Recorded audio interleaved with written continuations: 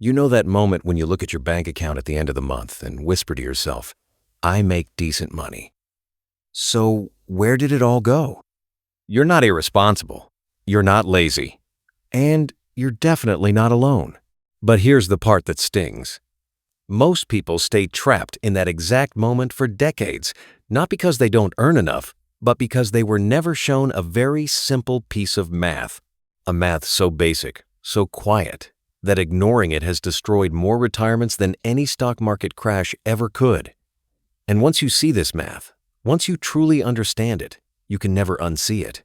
Today, I'm going to show you that math, why it keeps millions of smart people financially stuck, and exactly how to fix it starting now. Let me be honest with you. By the time someone reaches their late 30s or early 40s, a strange financial fog starts to settle in. The excitement of the first paycheck is long gone. The bills have grown up just like you did. Maybe there is a mortgage, a car payment, school fees, or aging parents who need support. You find yourself making more money than you did at 25, yet somehow feeling poorer. And the scariest thought starts creeping in at night. What if I work this hard for another 20 years and still have nothing real to show for it? Most people never say this out loud. They just feel it in their chest when another unexpected expense hits. And in that fog, they start believing a dangerous lie. They start believing that the solution is simply earning more, a promotion, a side hustle, a lucky break. But the math tells a completely different story, and that is where our first point begins. Here is the simple math that nobody showed you. Imagine two people. We will call them Alex and Jordan. Alex focuses only on making more money. Every year, Alex gets a raise, a bonus, maybe switches jobs for a higher salary. Alex feels successful because the number on the paycheck keeps going up. But there is a silent shadow following that number. As Alex earns more, Alex spends more. A nicer car shows up in the driveway. The restaurants get fancier. The vacations get longer. The house gets bigger, and so does the property tax. Alex looks rich. Alex feels rich. But at the end of the year, the savings account has barely moved. The math here is devastatingly simple. Wealth equals what you keep, not what you touch. If your income grows by 10% but your lifestyle grows by 12%, you are not climbing a mountain. You are digging a deeper hole with a golden shovel. Now look at Jordan. Jordan never made headlines with a massive salary. Jordan drove the same reliable car for 11 years. Jordan's friends sometimes joked that he was too careful with money. But Jordan understood a quiet formula that Alex ignored. Jordan knew that every single dollar he chose not to spend was not just a dollar saved, it was a soldier enlisted in his future army. A dollar invested at a 7% average annual return doubles roughly every 10 years. So, $1 not spent on a fancy coffee drink at age 35 becomes $2 at 45, $4 at 55, and $8 at retirement age. Alex looked at a $5 daily treat and saw a small pleasure. Jordan looked at that same $5 and saw a $40 future bill being set on fire. Same money, different math, completely different destination. Most people don't realize this, but the gap between Alex and Jordan was never about who earned more. The gap was about who respected a concept called lifestyle lag. This is the second key point. The most common mistake people make after age 35 is rushing to upgrade their life the moment their income increases. The human brain is wired to adapt. Psychologists call it hedonic adaptation. You get a $10,000 raise, and for about 6 weeks, you feel amazing. Then the new salary becomes your new normal. The thrill evaporates, so you seek another upgrade, another raise, another purchase, and the cycle repeats until you are 60 years old, exhausted and trapped by the very lifestyle you built to impress people you do not even genuinely care about. The practical solution here is not to stop enjoying life. It is to consciously delay the upgrade. When your income goes up, let your lifestyle stay exactly where it is for at least 2 full years. Bank the entire difference. Invest it silently. Let Jordan's math work for you in the background while Alex is busy upgrading the rims on a leased car. The third point is where the pain really hits home, and I need you to listen closely. There is another line of math that destroys families quietly. It is called the payment illusion. Walk into any car dealership or furniture store, and the salesperson will never talk about the total price.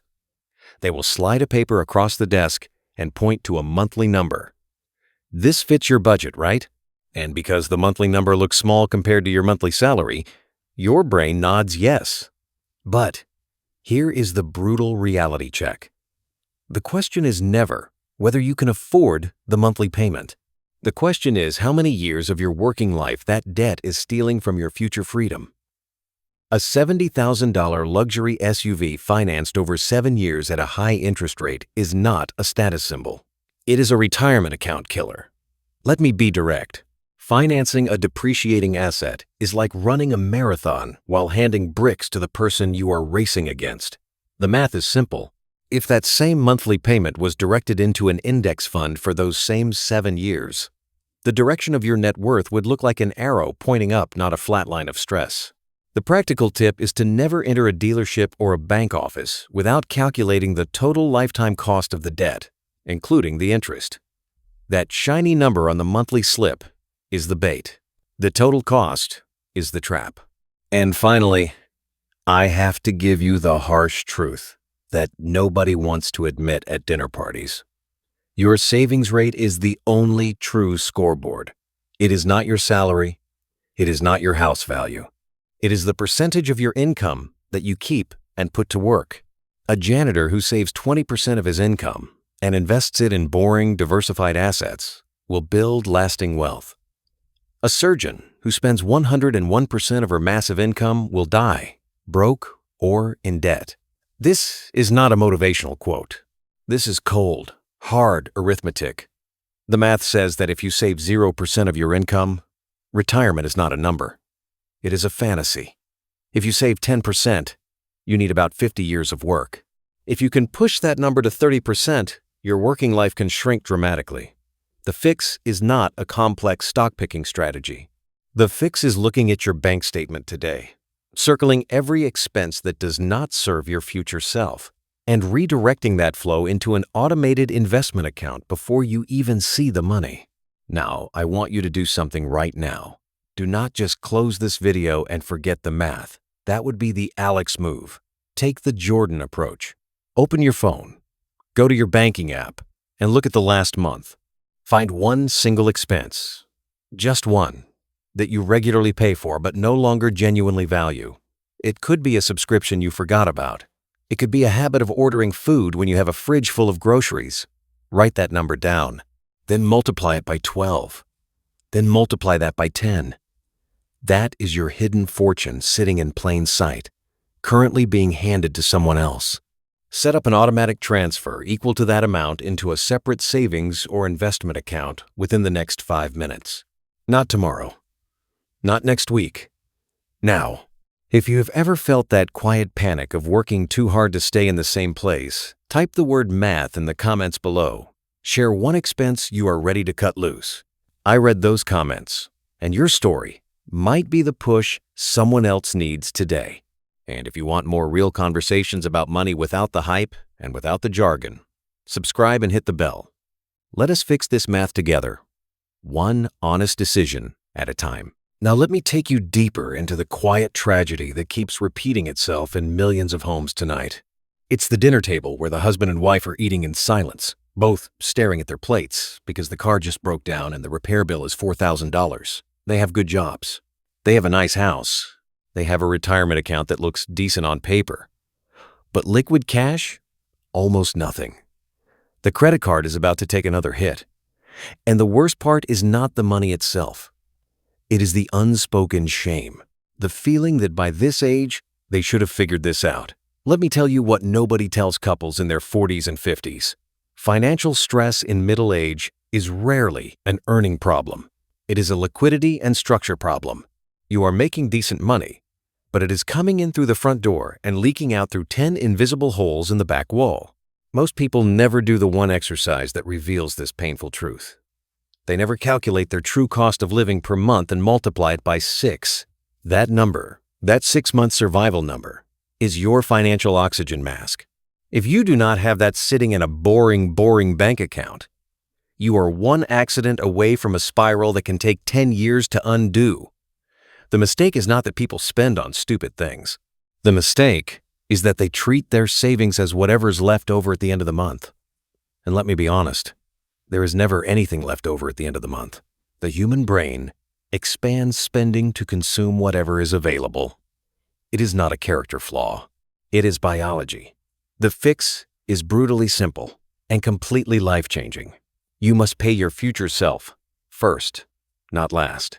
Before the mortgage, before the grocery run, before the streaming services, a fixed percentage of your income needs to vanish into a separate account that you cannot easily touch. Treat that transfer like a tax from your present self to your future self. Non-negotiable, invisible, automatic. Now, I want you to sit with this next thought for a moment because it is the quiet engine behind every real fortune. Compound interest does not care about your intentions. It does not care that you plan to start investing next year or the year after that. It only responds to action. Every single day that you delay investing, you are not just losing that day. You are losing the last day of compounding that could have happened decades from now. The tail end of the compound curve is where the magic lives. If you start at 25, by 55, the graph looks like a hockey stick shooting toward the sky. If you start at 45, the hockey stick still exists, but it is shorter. And if you start at 55, you are not looking at a hockey stick. You are looking at a slow, steep climb that requires way more sweat. The harsh reality is that time is the one asset you can never earn back. So the question is not how much you can invest today. The question is how many more days you are willing to trade away before you start. Here is the action I need you to take right now. Before you put this phone down, open a note on your screen and write down 3 numbers.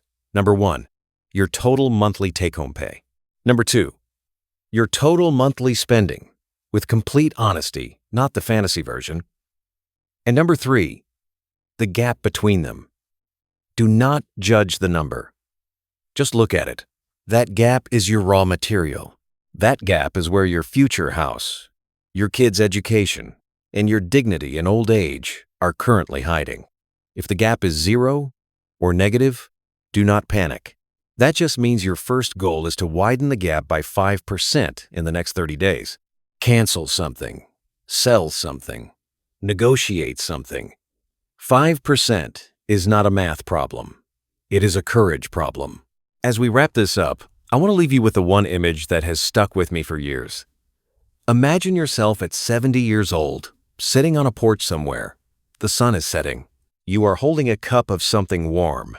Now imagine that version of you looking back at the you of today. What does that 70-year-old want to say to you? Do they want to thank you for the fancy car you leased 30 years ago? Do they want to thank you for the expensive dinners you posted online? No. They want to thank you for the quiet choices, the boring investments, the automatic transfers. The moment you stopped running the race everyone else was running and started building your own quiet, unshakable foundation. The math was always simple.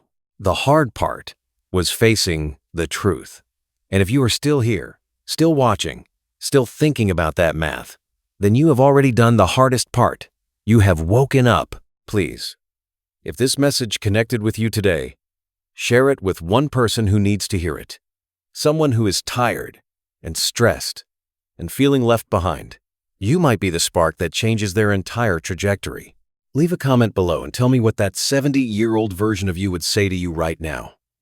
I read those words, and I promise you, they matter. Subscribe if you want more honest conversations about money, without the nonsense and without the pressure. And until next time, remember, wealth is not what you drive. Wealth is the quiet number sitting in your account, growing silently while you sleep. Protect it, respect it, and start today.